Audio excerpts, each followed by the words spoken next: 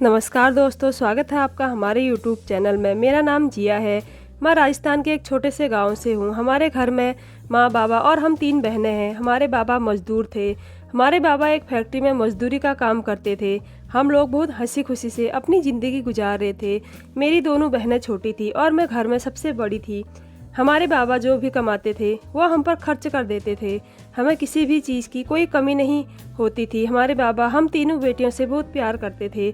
मेरी माँ भी हमसे बहुत प्यार करती थी। मैं अपने माँ बाप से जो भी मांगती वो मेरे सामने हाजिर कर देते थे। मैं जानती थी कि मेरे बाबा को मजदूरी में ज़्यादा पैसे नहीं मिलते हैं, पर फिर भी मुझे छोटी मोटी चीज़ों की ज़रूरत पड़ जाती तो मैं अपने बाबा को कह देती थी। हालांकि मुझे तो अच्छा नहीं लगता था मेरे बाबा से पैसे मांगना, लेकिन मैं क्या करती, मेरा कोई भाई नहीं था। एक बाबा ही कमाने वाले थे तो बाबा से ही मांग सकते थे। मैं अपने बाबा से अपनी ज़रूरत की सामान के लिए ही पैसे मांगती थी। मेरे बाबा पैसे देने से कभी इनकार नहीं करते थे। मेरी हर ज़रूरत को पूरा करते थे। मैं पढ़ाई में बहुत अच्छी थी और पढ़ाई के साथ साथ मुझे डांस का भी बहुत शौक था। मैं डांस से भी बहुत अच्छा करती थी। स्कूल में जब भी कोई प्रोग्राम होता मैं उसमें भाग ज़रूर लेती थी और मेरी डांस की तारीफ मेरी टीचर और मेरी सहेलियां करती थी। मेरा डांस देखकर सारे लोग कहते थे, देखना जिया, तुम्हें पता है एक दिन तुम बहुत बड़ी डांसर बनोगी। मेरे दिमाग में भी कुछ ऐसा ही चलने लगा कि शायद मैं बहुत बड़ी डांसर बन सकती हूँ। अगर मैं बहुत बड़ी डांसर बन गई तो मैं अपने बाबा की मदद कर सकती हूँ। मैं अपनी दोनों बहनों की जिम्मेदारी बाबा के साथ मिलकर उठा सकती हूँ। मेरे दिमाग में कहीं ना कहीं यह ख्याल आने लगा कि मैं डांसिंग क्लास खोल लेती हूँ। मैं बच्चों को डांस सिखाऊंगी। मैंने बाबा से बात की, बाबा मैं बच्चों को डांस सिखाना चाहती हूँ, बच्चों के लिए डांस क्लास खोलना चाहती हूँ। लेकिन बाबा ने साफ मना कर दिया। कहा, बेटा देखो, हम जहाँ पर रहते हैं वहाँ पर समाज में सारे लोग तुम्हें गलत नज़रों से देखेंगे और मुझे क्या कहेंगे। सब लोग यह कहेंगे कि इसकी बेटी नाच दिखाती है और पैसे कमाती है। हम ऐसे समाज में नहीं है। अगर तुम बच्चों को डांस सिखाकर पैसे कमाओगी तो लोग मुझ पर हंसेंगे, मेरा मजाक उड़ाएंगे कि बेटी से काम करवा रहा है। नहीं बेटी नहीं, यह सब तुम मत करो। तुम अपनी पढ़ाई पर ध्यान दो। तुम्हारी पढ़ाई कंप्लीट हो जाएगी तो हम तुम्हारे लिए एक अच्छा सा रिश्ता देखकर तुम्हारी शादी कर देंगे। बाबा की ऐसी बातें सुनकर मुझे थोड़ा दुख हुआ कि बाबा दूसरों के बारे में क्यों सोच रहे हैं। आज अगर हमारे ऊपर कोई मुसीबत आएगी तो वह लोग हमारी मदद करेंगे? कभी नहीं। ऐसा तो कभी नहीं हो सकता। आजकल के दौर में सब लोग पीछे हट जाते हैं। जब किसी का मजाक उड़ाना हो तो सब लोग मिलकर मजाक उड़ाते हैं, लेकिन कहीं अगर किसी की मदद करनी हो तो सब लोग पीछे हट जाते हैं। खैर, मैंने बाबा से ज़्यादा बहस नहीं की। मैंने कहा, ठीक है बाबा, मैं पढ़ाई पर ध्यान दे रही हूँ, लेकिन आप यह ना कहें कि मेरी शादी कर देंगे। मैं अपनी शादी नहीं करना चाहती। बाबा ने हंसते हुए कहा, अच्छा ठीक है मेरी बच्ची, अभी नहीं करूँगा शादी। तुम्हारी खुशी, तुम अपनी पढ़ाई करो। हमारे गाँव में ज़्यादा पढ़ने की इजाज़त भी नहीं थी, फिर भी मेरे बाबा मुझे पढ़ा रहे थे क्योंकि मेरी जिद थी। मैं पढ़ाई करना चाहती थी। मेरी पढ़ाई करने पर भी आसपास के लोगों को बहुत दिक्कत होती थी। मेरे बाबा का छोटा भाई भी था। मेरे छोटे चाचा दूसरे शहर में रहते थे। चाचा कभी कभी हमसे मिलने के लिए आ जाया करते हैं। मेरी छोटी चाची बहुत अजीब टाइप की औरत थी। उनको हम लोगों के साथ रहना पसंद नहीं था, इसलिए चाचा उन्हें लेकर दूसरे शहर चले गए थे। हम सब साथ में ही रहते थे, लेकिन चाची ने चाचा से झगड़ा करना शुरू कर दिया। वह कहने लगी कि हम इस छोटे से गांव में नहीं रहेंगे, यहाँ के लोग गंवार हैं। और इस समाज के लोगों को देखो, कैसे औरतों को लंबे घूंघट में रहने को कहा जाता है। यह सब मुझसे नहीं होगा। चाचा ने लव मैरिज की थी। मेरे चाचा शहर में ही काम करते थे और वहीं पर शादी कर ली थी। आज चाचा जी हम सबसे मिलने के लिए आए हुए थे। हम सब बातें ही कर रहे थे। हम बहुत खुश थे। चाचा जी का कोई बच्चा नहीं था। चाची बच्चा नहीं करना चाहती थी। चाचा जी बाबा के बारे में पूछ ही रहे थे कि अचानक से पता चला है कि बाबा की फैक्ट्री में आग लग गई है और वहाँ के काफ़ी लोग मारे जा चुके हैं। हम लोगों की तो जैसे दुनिया ही अंधेरी हो गई हो। चाचा ने तुरंत ही फैक्ट्री जाने का फैसला किया। हम लोग तो बस रोए जा रहे थे। माँ का तो इतना बुरा हाल था कि वह सुनकर ही बेहोश हो चुकी थी। हम लोग बाबा बाबा कह रहे थे। चाचा कहने लगे, जिया तुम सबको संभालो, मैं जाता हूँ फैक्ट्री और देख कर आता हूँ क्या हुआ है। मैंने कहा, ठीक है चाचा जी। हम लोग घर पर इंतजार कर रहे थे। लगभग 8 घंटे के बाद चाचा जी हमारे पास आए। मैं दौड़कर चाचा जी के पास गई। मैं पूछने लगी, बाबा कहाँ है? चाचा जी ने ऐसी बात कही कि हमारे पैरों तले से ज़मीन ही निकल गई, हमारी दुनिया ही उजड़ गई। चाचा कहने लगे, भाई अब इस दुनिया में नहीं रहे। हम फूट फूट कर रोने लगे। मेरी माँ का तो इतना बुरा हाल हो गया कि वह बिस्तर ही पकड़ ली। चाचा हम लोगों के पास ही 1 हफ्ते रहे। 1 हफ्ते बाद चाची का फ़ोन आया। चाची कहने लगी, तुम्हारा मिलना ख़त्म नहीं हुआ है क्या, जो अब तक वहाँ पर हो? मैं यहाँ अकेली हूँ, तुम्हें ख्याल भी है? चाचा ने चाची को सारी बात बताई, लेकिन शायद उनके सीने में दिल ही नहीं था। वह कहने लगी, ठीक है अब तुम वापस आ जाओ। चाचा ने जब चाची से बात की कि सीमा, मैं अपनी भाभी और अपने भाई के बच्चों को अकेला नहीं छोड़ सकता, मैं उन्हें लेकर तुम्हारे पास आ रहा हूँ, लेकिन चाची ने साफ मना कर दिया। वह कहने लगी कि अगर तुम अपनी भाभी और अपने भाई के बच्चों के साथ रहना चाहते हो तो मुझे छोड़ दो, क्योंकि मैं उन लोगों को अपने पास नहीं रख सकती। तुम्हें अपनी भाभी और मुझ में से किसी एक को चुनना होगा। मैंने उनकी बात सुन ली थी। मैंने कहा, चाचा जी कोई बात नहीं, आप हमारी फिक्र ना करें, मैं अपनी माँ को संभाल लूँगी। चाचा मजबूर थे, बहुत चले गए। हमारे चाचा के अलावा कोई हमदर्द नहीं था। खैर धीरे धीरे वक्त गुजरता गया और 1 महीना बीत गया। मैं अब सोच चुकी थी कि मुझे अब कुछ करना होगा, लेकिन मैं क्या करती, मेरी तो ग्रेजुएट भी कंप्लीट नहीं हुई थी। मैंने कहा काम करती हूँ। फिर मुझे याद आया कि गांव से थोड़ी दूरी पर डांस क्लास चलती है, जहाँ पर बच्चों को डांस सिखाया जाता है। एक दिन मैंने अपनी अम्मा से कहकर मैं वहाँ गई तो वहाँ के इंचार्ज से मैंने बात की। मैंने कहा कि आपको डांस टीचर की ज़रूरत हो तो प्लीज़ मुझे बताइएगा, मुझे काम की सख्त ज़रूरत है, मुझे पैसों की ज़रूरत है। घर में मेरी विधवा माँ है और 2 छोटी बहनें हैं जिनकी जिम्मेदारी मेरे ऊपर है। मैंने अपना सब कुछ बता दिया। उन्हें मुझ पर तरस आया। उन्होंने कहा कि ठीक है, बच्चों को कल से डांस सिखाने के लिए आ जाना। मैं बहुत खुश हो गई थी, मेरी खुशी का ठिकाना ही नहीं था। मैंने सर से कहा कि सर मेरी सैलरी क्या होगी? उन्होंने कहा, देखिए फ़िलहाल तो मैं आपको 6,000 ही दूंगा, इससे ज़्यादा मैं नहीं दे पाऊँगा। मेरे लिए 6,000 रुपये कम नहीं थे। मैं खुशी से घर आई और अम्मा को सारी बात बता दी। अम्मा, मैंने काम के लिए बात कर ली है, मैं कल से डांस सिखाने के लिए जाऊंगी। गांव से थोड़ी दूर पर ही क्लास है। मेरी अम्मा पढ़ी लिखी थी, उन्होंने लोगों की परवाह नहीं की थी कि लोग क्या कहेंगे। वह मेरे साथ हमेशा खड़ी रहती थी।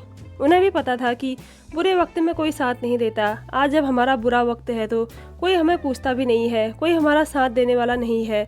लेकिन कल को जब मेरे बाबा मुझे पढ़ा रहे थे तो कहने वाले 1000 थे कि बेटी को मत पढ़ाओ, पढ़ा लिखा कर क्या करोगे। आज मेरे बाबा जिंदा होते तो शायद मुझे काम ना करने देते बाबा भी, लेकिन मेरी माँ मेरे साथ खड़ी थी। मैं अब डांस क्लास जाने लगी और बच्चों को डांस सिखाने लगी।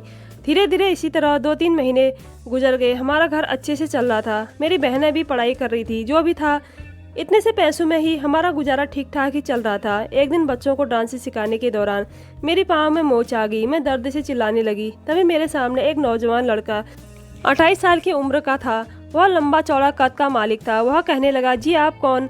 मैंने आपको पहले यहाँ कभी नहीं देखा। मैंने कहा, जी मैं यहाँ बच्चों को डांस सिखाती हूँ।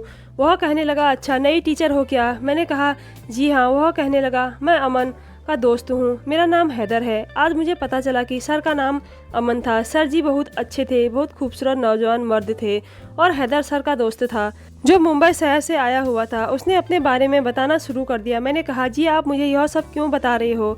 मैंने आपसे यह सब तो नहीं पूछा। वह कहने लगा, अरे नहीं पूछा तो क्या हुआ, मैं बता दे रहा हूँ। यहाँ पर मुझे सभी टीचर जानते हैं तो तुम भी मुझे जान लो।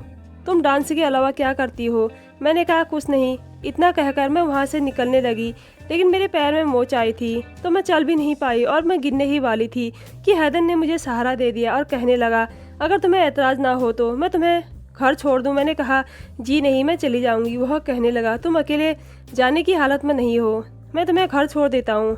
हैदर बहुत ही जिद करने लगा तो मैं मान गई। मैंने कहा, ठीक है। मैं उसकी गाड़ी में बैठ गई और वह मुझे छोड़ने के लिए मेरे घर तक आया। मैं जब गाड़ी से उतरी तो वह कहने लगा, अरे यह क्या, तुम्हारे घर आया हूँ, घर के अंदर तो बुला ही सकती हो। मैंने कहा, आप मेरे छोटे से घर में आने के लायक नहीं हो, हम बहुत गरीब लोग हैं, हमारा घर बहुत छोटा सा है, शायद आपको अच्छा ना लगे। मेरे घर के अंदर वह कहने लगा, ऐसा क्यों कह रही हो, अंदर तो लेकर चलो। मैंने मना करने पर वह नहीं माना तो मैं उसे अंदर ले आई। वो माँ से मिला और माँ को नमस्ते किया। मेरी बहनों से भी उसने बहुत प्यार से बात की। यह सब देखकर मुझे बहुत खुशी हुई कि इतना अमीर लड़का होकर भी उसे पैसों का जरा भी घमंड नहीं था। उसका ऐसा बिहेवियर देखकर मेरे होंठों पर मुस्कुराहट आ गई थी। मैं खुश हो गई थी। मेरी बहनें भी उससे मिलकर बहुत खुश हुई थी। माँ को कहने लगा, आंटी आप मुझे अपना बेटा ही समझ लें, मैं आता रहूँगा आपसे मिलने। अच्छा मैं चलता हूँ। मैं उसे छोड़ने के लिए बाहर तक गई। उसने दोबारा पीछे मुड़कर देखा। वह कहने लगा, अरे तुमने तो अपना नाम मुझे बताया ही नहीं। मैंने कहा, नाम जानकर क्या करोगे, वैसे भी नाम में क्या रखा हुआ है। उसने कहा, अरे नाम में ही तो सब कुछ रखा हुआ है, नाम से ही तो पता चलता है तुम पर नाम सूट करता है या नहीं। मैंने कहा, कि छोड़ो, वह मुस्कुराते हुए चला गया। मैं भी मुस्कुरा रही थी। दूसरे दिन जब मैं क्लास गई, दूसरे दिन भी सर का दोस्त हैदर सर के साथ ही कैबिन में था। मैं पास से ही गुजर रही थी कि उनकी बातें मैंने सुन ली। वह सर से कुछ बातें कर रहा था, कह रहा था, यार तुम्हारी ये जो नई टीचर आई है उसका नाम क्या है? अमन सर कहने लगे, अरे यार तुम उसके बारे में क्यों पूछ रहे हो, वह बहुत ही अच्छी लड़की है, उसका नाम जिया है। हैदर कहने लगा, अच्छा जिया नाम है, तुम ठीक कह रहे हो, वह बहुत ही अच्छी लड़की है, मैं तो बस यूं ही उसके बारे में पूछ रहा था। इतना कहकर वह बाहर निकल आया। मुझे सामने देखकर वह कहने लगा, जिया जी कैसी हैं आप? मैंने कहा मैं ठीक हूँ। हैदर कहने लगा, जिया सुनिए तो, मुझे आपसे कुछ बात करनी है। मैं सोच रहा था कि अमन तुम्हें कितनी सैलरी देता है? मैंने कहा कि अमन सर मुझे 6,000 देते हैं। वह कहने लगा, बस इतना ही? यह तो बहुत कम पैसे हैं। इतने कम पैसों में आप कैसे आगे कुछ कर पाएंगे? मैंने उससे कहा कि हैदर हो जाता है, मैं अपना घर चला लेती हूँ और आगे मैं काम की तलाश कर रही हूँ। अगर मुझे कहीं और भी काम मिल जाए और इससे ज़्यादा पैसे मिले तो मैं यहाँ पर काम छोड़ दूँगी। मेरा इतना कहना था कि वह कहने लगा, फिर तो चलो मेरे साथ मुंबई, मैं आपको मुंबई लेकर जाना चाहता हूँ। आपका डांस मैंने देखा है, आप बहुत अच्छा डांस सिखाती हो, आपका डांस देखकर तो कोई भी फिदा हो जाएगा। मुंबई में तो बहुत बड़ा डांसिंग क्लास है जहाँ बड़े बड़े लोग डांस देखने भी आते हैं और लड़कियाँ डांस सीखने भी आती हैं। मेरी वहाँ बहुत अच्छी जान पहचान है, वहाँ बहुत डांस क्लास चलती हैं। और पता है आपको वहाँ पर कितनी सैलरी मिलेगी? वहाँ पर महीने के लगभग 50 से 60,000 सैलरी मिल सकती है आपको। कहना मेरा काम है, आप सोचकर मुझे जवाब दे सकते हैं। आपके बारे में मैंने जो भी सुना है मुझे दुख हुआ। आपके पापा नहीं है, आपकी छोटी छोटी बहनें भी है, आपकी माँ है। अगर आपको मुझ पर भरोसा हो, मैं आपको मुंबई लेकर जाना चाहता हूँ। देखिए आप सोचकर जवाब दीजिएगा। मैं उसकी ऐसी बात सुनकर हैरान थी। मेरे दिमाग में पैसा ही पैसा दिखने लगा, क्योंकि मुझ जैसी लड़की के लिए महीने का 50 से 60,000 रुपये बहुत बड़ी रकम होती है, जो कि मेरी ज़िंदगी में बहुत मायने रखती है। अगर मुझे महीने की 50 से 60,000 रुपये मिलते हैं तो मेरी माँ और बहनों की ज़िंदगी बहुत बेहतर हो सकती है। मैं अपनी दोनों बहनों को अच्छे स्कूल में पढ़ा सकती हूँ, उन दोनों को अच्छी शिक्षा मिल सकती है। मैं गांव छोड़कर शहर में रह सकती हूँ। मेरे दिमाग में यह सब आने लगा। मैं सोच चुकी थी कि हैदर कहीं ना कहीं सही कह रहा है कि 6,000 में आजकल क्या होता है, आदमी सिर्फ गुजारा कर सकता है। अच्छी ज़िंदगी जीने के लिए बहुत पैसों की ज़रूरत होती है।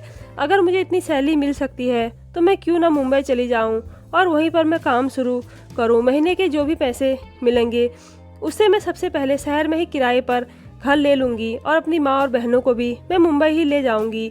मेरे दिमाग में यह सब चलने लगा। रात को मुझे नींद भी नहीं आ रही थी। माँ ने मुझे देखा तो वह मेरे पास आ गई। माँ कहने लगी, जिया तुम क्यों परेशान हो? क्या तुम्हें कुछ हुआ है? तुम्हारी तबीयत तो ठीक है? मैंने कहा, माँ मैं ठीक हूँ, आप जाकर आराम कर लें। लेकिन माँ नहीं मानी और कहने लगी, नहीं कुछ तो हुआ है जिया बेटी, मुझे पता क्या बात है, मैं तुम्हारी माँ हूँ, मुझे नहीं बताओगी क्या हुआ है? मैंने माँ को सारी बात बता दी। मैंने माँ को कहा कि आपको पता है उस दिन जो लड़का आया था ना हैदर, वह सर का दोस्त है। वह कह रहा था मुंबई में मुझे बहुत अच्छी रकम मिल सकती है, वहाँ पर बहुत बड़े बड़े डांस क्लास चलते हैं। अगर मैं वहाँ चली जाऊँ डांस सिखाने तो मुझे 60 से 70,000 तक की सैलरी मिल सकती है। मेरी माँ कहने लगी, जिया पैसे बहुत ज़्यादा मिल रहे हैं, लेकिन मुंबई जैसा शहर, वहाँ पर तो हम किसी को भी नहीं जानते हैं। और यह हैदर तो अच्छा लड़का है, लेकिन भरोसा कैसे कर सकते हैं? हैदर को जाने हुए ज़्यादा वक्त नहीं हुआ है, उसे हम कुछ ही दिनों से जानते हैं। मिलने से तो लड़का अच्छा लगा, लेकिन एक मुलाकात में किसी को हम अच्छे से नहीं जान सकते। मैंने कहा, मैं जानती हूँ माँ, यह थोड़ा मुश्किल है, लेकिन आगे बढ़ने के लिए हमें खुद पर भरोसा करना चाहिए। मैं अम्मा को कहने लगी, माँ मैं हैदर के साथ पहले जाती हूँ, वहाँ सब कुछ देखकर और काम करके देखूंगी, देखती हूँ कितनी सैलरी मिलती है, कैसे क्या होता है, वहाँ पर सब कुछ देख लूँगी। फिर मैं आप लोगों को भी वहीं ले जाऊँगी, हम सब वहीं साथ में रहेंगे। माँ कहने लगी, तुम अच्छे से सोच लो, मैं तुम्हें जाने की इजाज़त तो नहीं दे रही, लेकिन तुम चाहती हो कि जाकर तुम देखो वहाँ, तो ठीक है, मैं तुम्हें नहीं रोकूंगी, तुम एक बार फिर से सोच लो। मैंने कहा, ठीक है माँ, जाओ आप आराम करो, मैं सुबह आपसे बात करती हूँ। मैं करवटें लेकर रात भर सोचती रही। मैंने फैसला कर लिया कि मैं हैदर के साथ जाऊँगी। जो भी होगा, जो भी मेरे भगवान ने मेरी किस्मत में लिखा होगा वह तो होना ही है। और मेरी किस्मत इतनी भी बुरी नहीं है कि वहाँ जाकर मुझे कुछ हो जाए। भगवान मेरे साथ है, मुझे भगवान पर पूरा भरोसा है।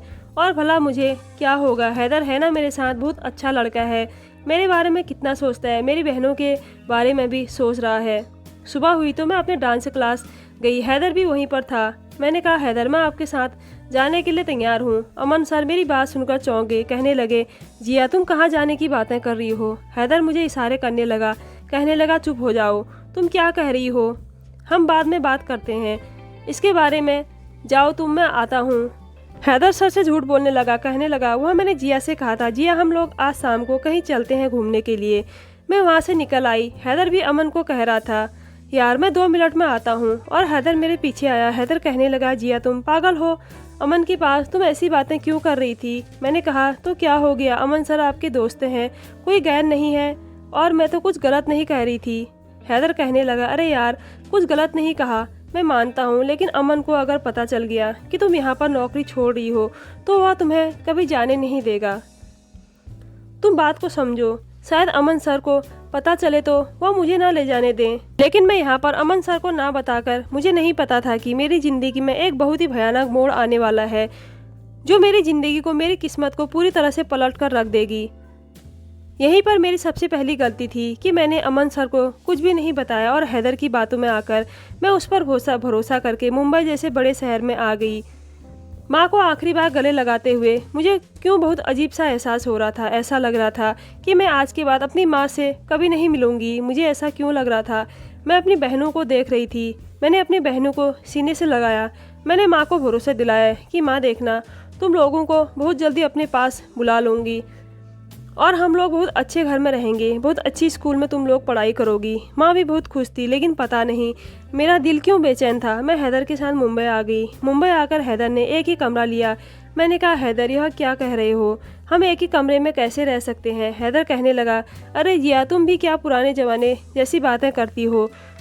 तुम्हें मुझ पर भरोसा नहीं है क्या? अरे तुम बेड पर सो जाना, मैं सोफे पर सो जाऊंगा। अब 2 कमरे लूंगा, क्या फ़ायदा, हम 2 ही लोग हैं, एक ही कमरे में रुक जाते हैं। मैंने कहा, चलो ठीक है। रात हुई तो हैदर बाहर चला गया और बाहर से कुछ खाने को लाया। मुझे बहुत ज़ोरों से भूख लगी हुई थी। मैंने बिना कुछ सोचे समझे मैंने वह खाना खा लिया, लेकिन वह खाना खाते हुए मुझे अजीब सा महसूस होने लगा। मुझे बहुत ज़ोरों की नींद आने लगी। मेरी आंख कब लग गई मुझे पता ही नहीं चला। सुबह जब मेरी आंख खुली तो मैं अजीब सी हालत में थी। मेरे बाल बिखरे हुए थे। मैंने खुद को देखा तो मुझे बहुत ही अजीब लग रहा था। ऐसा लग रहा था मेरे साथ कुछ हुआ है। मेरा पूरा शरीर दर्द कर रहा था।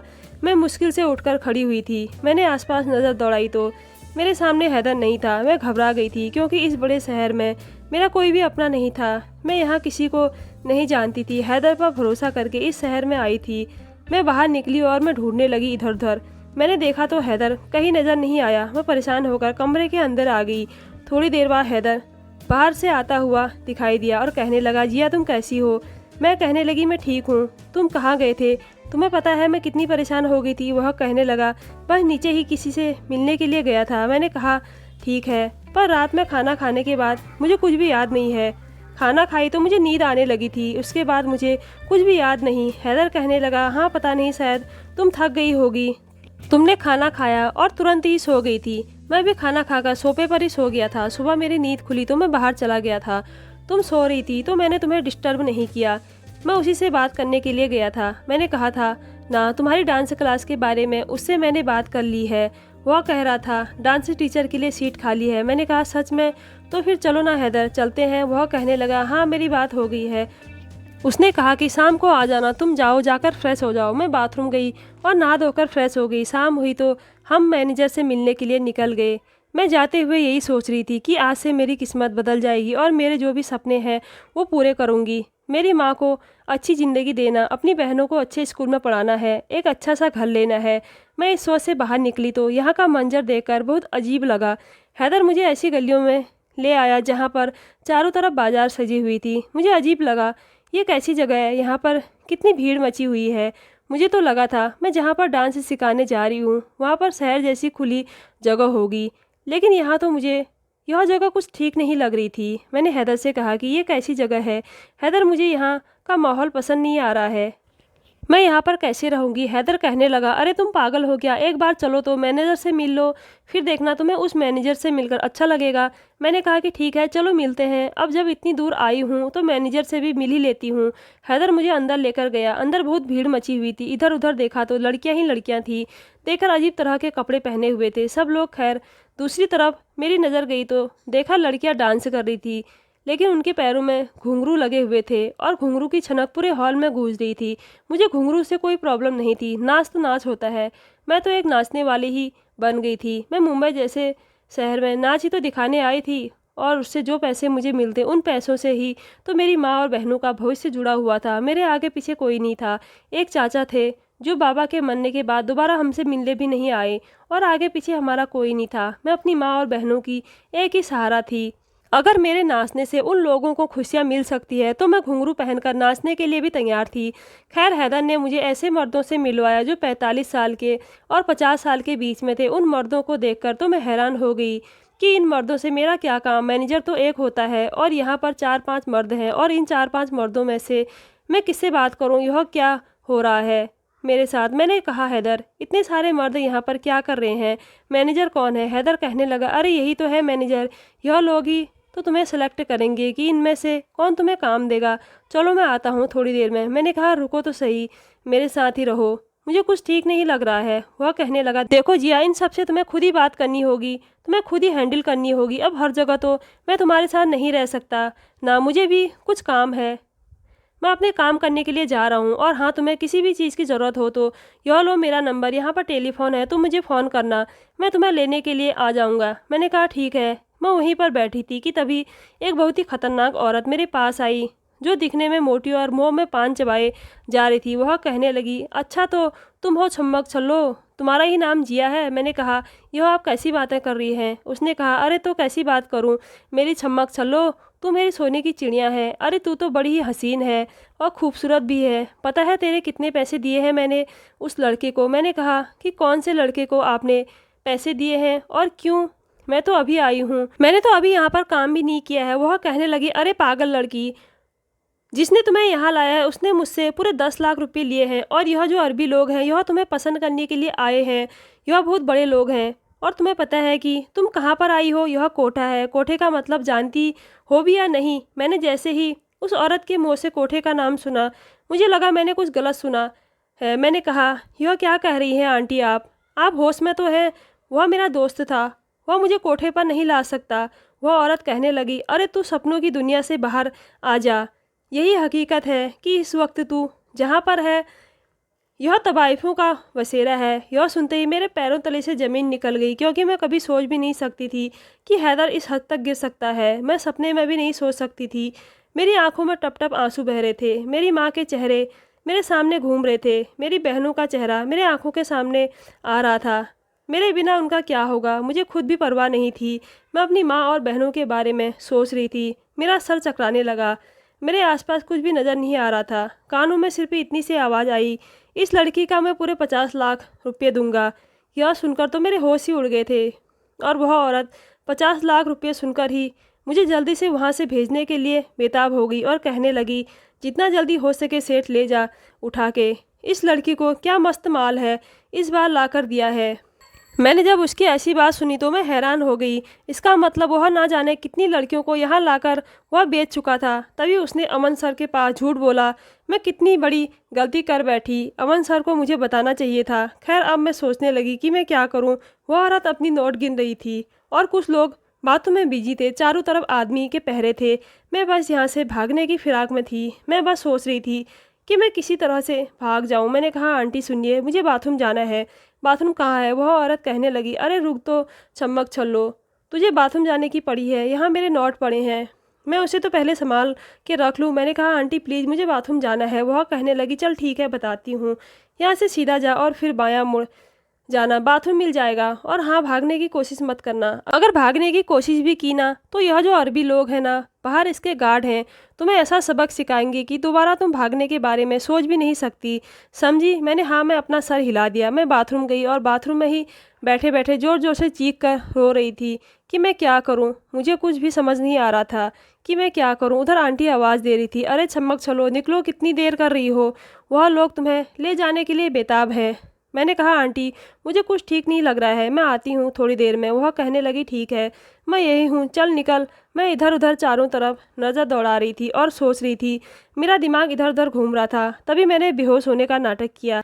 मैं बाथरूम का दरवाज़ा जैसे ही खोली, मैं सीधे बेहोश होकर उस औरत के पैर में ही जाकर गिर गई। वह चिल्लाने लगी, अरे देखो देखो, इसे क्या हो गया है, देखो, जल्दी से उठाकर इसे कमरे में ले जाओ। वह और भी कहने लगा, अरे अब क्या हो गया है? वह औरत कहने लगी, देख सेठ, इसकी हालत ठीक नहीं है, ऐसा ऐसा कर, तू इसे कल लेने के लिए आ जाना। वह कहने लगा, नहीं नहीं, मैं इसे अपने साथ ही लेकर जाऊंगा। वह औरत परेशान हो गई।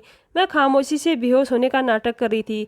मेरे मुंह पर पानी के छींटे मारे जा रहे थे, लेकिन मैं होश में आने का नाम ही नहीं ले रही थी। एक लड़की तो कहने लगी, मौसी कहीं ऐसा तो नहीं कि इस लड़की को कोई बीमारी हो, हार्ट अटैक का, कहीं यह लड़की मर तो नहीं गई। वह औरत कहने लगी, अरे ये तू कैसी बातें कर रही है, वह ऐसे कैसे मर जाएगी। जल्दी से जाओ और कमल को बुलाकर लेकर आओ। वह लड़की दौड़ते हुए गई और कोई कमल नाम का लड़का मेरे पास आया। वह कहने लगा, तुम लोग सब बाहर निकलो, इसे इंजेक्शन लगाना होगा।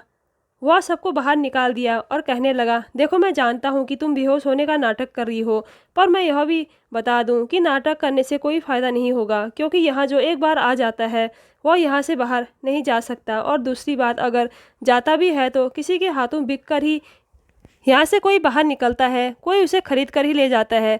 यहाँ से भाग पाना बहुत मुश्किल है। मैं उठकर बैठ गई, उसके पैरों में गिर गई और कहने लगी, प्लीज़ प्लीज़ मुझे बचा लो, मैं इस टाइप की लड़की नहीं हूँ, प्लीज़ मुझे बचा लो। मैं आपके आगे हाथ जोड़ती हूँ, मैं आपके पैर पकड़ती हूँ, आप जो बोलोगे मैं करूँगी। मैं आपकी पूरी ज़िंदगी गुलामी करने के लिए तैयार हूँ। मुझे यहाँ से निकालें, मैं उस आदमी के साथ नहीं जाना चाहती। और कोई 50 साल का बुढ़ा आदमी मुझे खरीद चुका है, मैं उस बुढ़े के साथ नहीं जाना चाहती। प्लीज़, मैं बहुत गरीब लड़की हूँ, मेरी माँ विधवा है, वह मेरा इंतज़ार कर रही होगी, मेरी 2 छोटी छोटी बहनें हैं। मैंने उन लोगों से वादा किया है कि मैं उनके लिए पैसे कमाने के लिए जा रही हूँ, मैं उनको बहुत सारे पैसे कमा कर भेजूंगी। मेरा बाप इस दुनिया में नहीं है। आप चाहो तो मुझे पूरी ज़िंदगी अपनी नौकरानी बनाकर रखना। मेरा इतना कहना था कि मेरी बातों से उसकी आंखों में आंसू आने लगे। वह कहने लगा, ठीक है, मैं तुम्हें यहाँ से निकालने की कोशिश करता हूँ। वह कहने लगा, तुम जैसे नाटक कर रही थी वैसे ही नाटक करती रहो। मैंने हाँ में अपना सर हिलाया और वापस से नाटक करने लगी बेहोशी का। वह उस औरत को अंदर बुलाया और कहने लगा, इसका यहाँ पर इलाज नहीं हो सकता, इसे अस्पताल लेकर जाना पड़ेगा। पता नहीं, शायद इसे दिल का दौरा पड़ा है, होश में नहीं आ सकती है। अगर आधे घंटे के अंदर इसका ऑपरेशन नहीं हुआ तो यह होश में नहीं आई तो इसकी जान भी जा सकती है। वह औरत कहने लगी, अरे कमल कुछ तो कर, नहीं तो वह सेठ मुझे जान से मार डालेगा। उससे मैंने पैसे भी ले लिए हैं, 50 लाख। अरे उस पैसे के बारे में तो सोच, उस लड़के ने तो मुझे इस बीमार लड़की को पकड़ा दिया और खुद मुझसे पैसे लेकर चला गया और मैं यहाँ सेठ के हाथों फंस गई हूँ। वह सेठ मुझे जान से मार डालेगा। इस छम्मक छल्लों को अभी ही दिल का दौरा पड़ना था, वह सेठ ले जाता तो उसे कुछ भी हो जाता, मेरी बला से मुसीबत तो टल जाती। वह औरत कहने लगी, ठीक है, पीछे वाले रास्ते से तुम इसे हॉस्पिटल ले जाओ और जो भी हो 1-1 मिनट की खबर मुझे देना। तब तक मैं इस सेठ को बहला कर रखती हूँ। हमारे साथ 2 गार्ड थे, वह दोनों गार्ड और कमल मुझे वहाँ से लेकर हॉस्पिटल चला आया।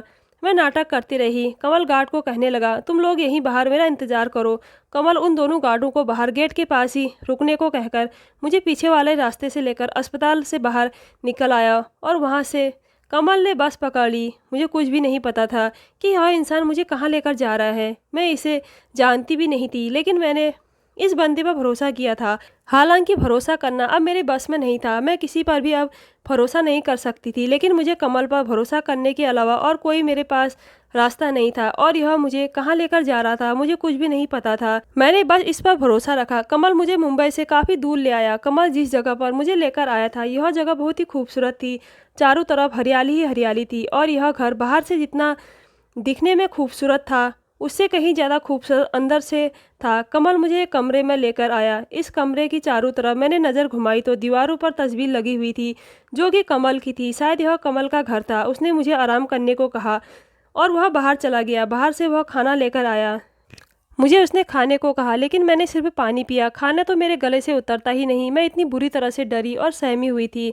कमल कहने लगा, तुम्हें डरने की ज़रूरत नहीं है, तुम अब पूरी तरह से सेफ हो, तुम्हें अब कुछ भी नहीं हो सकता। मैंने कहा, लेकिन मैं तो आपको जानती तक नहीं हूँ और ना आप मुझे जानते हो। मैंने आपसे मदद मांगी, आपने मेरी मदद की। मैं जिस इंसान का भरोसा करके आई थी वह इंसान मुझे धोखा देकर मुझे कोठे में बेचकर चला गया। उसे मुझ पर जरा भी तरस नहीं आया और आपने मुझे उस कोटे से निकाला है। मैं आपका यह एहसान ज़िंदगी भर नहीं भूलूंगी। वह कहने लगा कि तुम्हें पता है मैंने तुम्हारी जान क्यों बचाई, मैंने तुम्हें वहाँ से क्यों निकाला। मैंने तुम्हें जब पहली बार देखा मुझे देखते ही तुमसे मोहब्बत हो गई थी और मैंने सोच लिया था कि मैं तुम्हें उस कोठे में बैठने ही नहीं दूंगा। लेकिन मुझे यह नहीं पता था कि वह आंटी तुम्हें बेच चुकी है। मुझे जब यह पता चला कि आंटी ने तुम्हें सेठ के पास भेज दिया है तो मैंने तुम्हारा ख्याल अपने दिल से निकाल दिया था। लेकिन शायद मेरी किस्मत में तुम थी और हमारा इस तरह मिलना था। तुम्हें पता है मैं कौन हूँ? वह औरत ही मेरी माँ है, मैं उसका बेटा हूँ। मेरी माँ एक तवाइफ है।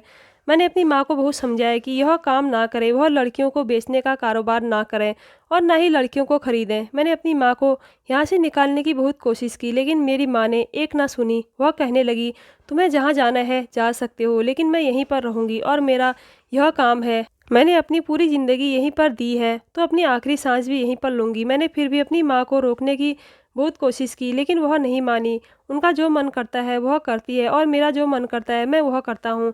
मैंने अपनी पढ़ाई पूरी की, मुझे डॉक्टर बनने का बहुत शौक़ था। मैंने डॉक्टरी की पढ़ाई पूरी कंप्लीट की। मेरा एक क्लिनिक भी है, जहाँ पर मैं तुम्हें लेकर गया था, वह मेरा ही क्लिनिक है, वह मेरा ही हॉस्पिटल है। मैंने अपने दम पर मेहनत करके डॉक्टरी की पढ़ाई कंप्लीट की और अपनी मेहनत पर एक अस्पताल खड़ा किया, जहाँ पर मैं गरीबों और बेसहारों का इलाज करता हूँ। और यह करके मुझे बहुत खुशी मिलती है। जहाँ एक तरफ मेरी माँ लड़कियों को बेचने का कारोबार करके पाप करती है, मैं दूसरी तरफ गरीब की मदद करता हूँ। मैंने अपनी माँ को बहुत रोकने की कोशिश की, लेकिन वह नहीं मानी। मैं हार गया। अपनी माँ को छोड़कर जाने की मैंने बहुत कोशिश की, लेकिन मैं कैसे छोड़ सकता था। वह थी तो मेरी माँ, वह जैसी भी थी मेरी माँ थी। मैं बहुत लड़ता झगड़ता, लेकिन फिर भी मैं उन्हें छोड़कर नहीं जाता। और मैं छोड़कर कहाँ जाता? मेरे आगे पीछे कोई भी नहीं था, मेरे खानदान का पता ना, मेरे माँ बाप का पता। मैंने अपनी ज़िंदगी गरीबों की मदद करने में लगा देना चाहता था। मैं मुश्किल से उस गंदी जगह में कदम रखता था। जिस दिन तुमने वहाँ पर कदम रखा था, उसी दिन मैं अपनी माँ से मिलने के लिए वहाँ पर गया हुआ था। माँ से मिलते हुए मुझे काफ़ी दिन हो गए थे। मैंने अपनी माँ को उस दलदल से निकालने की बहुत कोशिश की, लेकिन वह नहीं मानी। तो मैं क्या कर सकता था?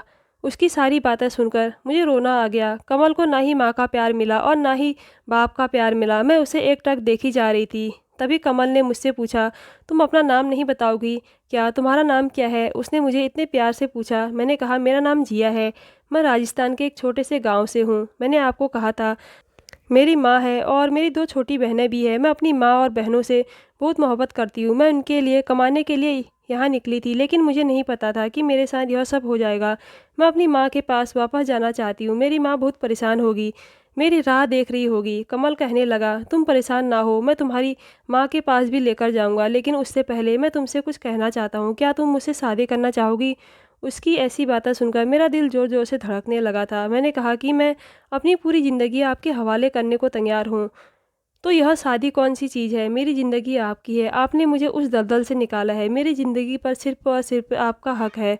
मैंने कमल को अपना सब कुछ मान लिया था। कमल ने बताया कि यह मेरा अपना घर है। मैंने अपने सपने सजाए थे कि मैं अपनी माँ को यहाँ पर लेकर आऊँगा और मैं शादी करके अपनी ज़िंदगी को नए सिरे से अपनी माँ के साथ और अपनी पत्नी के साथ शुरुआत करूँगा। लेकिन मेरी माँ है कि इतना कहकर वह चुप हो गया। खैर, यहाँ हम दोनों को आए हुए 15 से 20 दिन हो चुके थे। कमल का कहना था कि देखो, मेरी माँ तो मेरे साथ नहीं है, लेकिन तुम अपनी माँ और बहनों को अपने पास बुला लो। मैं तुम्हारी बहनों की जिम्मेदारी उठाने के लिए तैयार हूँ। माँ कमल के चेहरे को एकटक देखी जा रही थी कि एक तरफ वह हैदर, जिसका नाम सुनकर ही मुझे नफरत होती है, और दूसरी तरफ कमल। मर्दों के भी कई रूप होते हैं, एक तरफ कमल, दूसरी तरफ वह हैदर। खैर, आज मैं बहुत खुश थी। मैंने सोच लिया था कि आज मैं कमल को अपने दिल की बात बता दूंगी। मुझे कमल से बहुत प्यार हो गया था। मैंने कमल से बहुत प्यार करने लगी थी। मुझे कमल के लिए ही सजना संवरना अच्छा लगता था और आज मैं कमल को अपने दिल की बात कहने वाली थी। चारों तरफ खुशियाँ ही खुशियाँ नज़र आ रही थी कि तभी अचानक से मुझे चक्कर आने लगे और मैं बेहोश होकर गिर गई। कमल दौड़कर मेरे पास आया, उसने मुझे होश में लाया। मेरे होश में आते ही मैंने देखा कमल बहुत उदास था। मैंने कहा, कमल क्या हुआ? मैं कैसे गिर गई थी? कमल कहने लगा, जिया तुम प्रेग्नेंट हो। यह सुनकर मेरे पैरों तले से ज़मीन निकल गई कि यह कैसे हो सकता है? मैं प्रेग्नेंट कैसे हो सकती हूँ? आज तक मुझे किसी ने भी छुआ नहीं था। मैंने कमल से कहा, कमल यह कैसे हो सकता है? कमल, मुझे आज तक किसी ने भी नहीं छुआ है, यह नामुमकिन है। उसने कहा, जिया मैं जानता हूँ तुम गलत लड़की नहीं हो, तुम बहुत अच्छी लड़की हो, बहुत सीधी सादी हो। हमने एक साथ एक ही घर में 15 से 20 दिन गुजारे हैं, लेकिन तुमने कभी भी मुझे हाथ नहीं लगाया, ना ही मेरे करीब आने की कोशिश की। तो मैं कैसे तुम्हें गलत कह सकता हूँ? क्या तुम्हें कुछ याद है कि तुम्हारे साथ यह हरकत करने वाला कौन है? कि तुम्हारे साथ यह हरकत करने वाला कौन हो सकता है? मैंने कहा, कमल मुझे कुछ भी नहीं पता, यह मेरे साथ कैसे हुआ और किसने किया। तभी मुझे वो रात याद आने लगी। मैंने कमल से कहा, कमल तुम्हें पता है, जब मैं राजस्थान से मुंबई आई थी, वह इंसान जिसने मुझे यहाँ पर लाया था, उसके साथ मैं एक कमरे में ठहरी थी। उसने मुझे खाना खिलाया था और मैं बहुत गहरी नींद में सो चुकी थी। जब मुझे होश आया तो मेरी हालत थोड़ी भी ठीक नहीं थी, लेकिन मैंने ध्यान नहीं दिया खुद के ऊपर। मैंने जब उससे पूछा तो वह कहने लगा कि तुम थक चुकी थी इसलिए तुम जल्दी सो गई थी। मेरे सर पर तो जैसे आसमान टूट पड़ा था। इसका मतलब मेरे पेट में जो बच्चा था उसका बाप हैदर था। मैं कमल से नज़रें चुराने लगी। मैंने कहा, कमल, मैं सच कह रही हूँ, इसमें मैं शामिल नहीं हूँ। मुझे कुछ भी नहीं पता यह मेरे साथ कैसे हुआ। कमल कहने लगा, जिया कोई बात नहीं, मैं बाहर से होकर आता हूँ। कमल परेशान होकर बाहर चले गया। मुझे डर था कि कहीं कमल मुझे छोड़कर ना चला जाए, और कुछ ऐसा ही हुआ। कमल पूरी रात घर नहीं आया। सुबह हुई तो कमल घर आया। मैंने कमल से कहा, कमल तुम कहाँ चले गए थे? देखो कमल, यह सब जानने के बाद मैं तुमसे शादी करने को तैयार नहीं हूँ। तुम बहुत अच्छे इंसान हो, तुम एक फरिश्ता हो, और तुम्हें बहुत अच्छी लड़की मिलेगी, मुझसे भी अच्छी लड़की मिलेगी। शायद मेरी किस्मत में आप जैसा इंसान नहीं है। मेरी किस्मत में आप नहीं हो, आपकी किस्मत में कोई और है, और देखना वह बहुत अच्छी होगी। कमल कहने लगा, जिया तुम पागल तो नहीं हो? तुम्हें क्या लगता है यह सब जानने के बाद मैं तुम्हें छोड़ दूंगा? मैं तुमसे मोहब्बत करता हूँ, और तुम्हारे पेट में पलने वाला बच्चा भी तो हमारा है। मैं इस बच्चे को अपना नाम दूंगा, और तुम मुझसे वादा करो कि इस बच्चे को कभी भी यह नहीं बताओगी कि इसका बाप मैं नहीं हूँ। मैंने उसका हाथ छोड़ दिया और मैं पीछे हट गई। मैंने कहा, कमल, मैं आपसे शादी नहीं कर सकती। यह जानते हुए कि मैं किसी की बच्चे की माँ बनने वाली हूँ, मैं आपसे शादी नहीं कर सकती। आप बहुत अच्छे इंसान हो, मैं आपकी ज़िंदगी ख़राब नहीं करना चाहती। मेरी किस्मत ही शायद ख़राब है। कमल मुझे मनाने की बहुत कोशिश करने लगा, लेकिन मैं यह जानते हुए कैसे कमल से शादी कर सकती हूँ कि मैं किसी के बच्चे की माँ बनने वाली हूँ। कमल बहुत ही नेक इंसान है। दोस्तों, अब आप ही बताइए, क्या मुझे कमल से शादी कर लेनी चाहिए? क्या मुझे कमल से शादी करके ज़िंदगी की नई शुरुआत करनी चाहिए, या फिर इस बच्चे के साथ मुझे अपनी माँ के पास लौट जाना चाहिए? तो दोस्तों, कैसी लगी आज की स्टोरी? अगर अच्छी लगी तो हमारे चैनल को ज़रूर सब्सक्राइब कीजिएगा। धन्यवाद।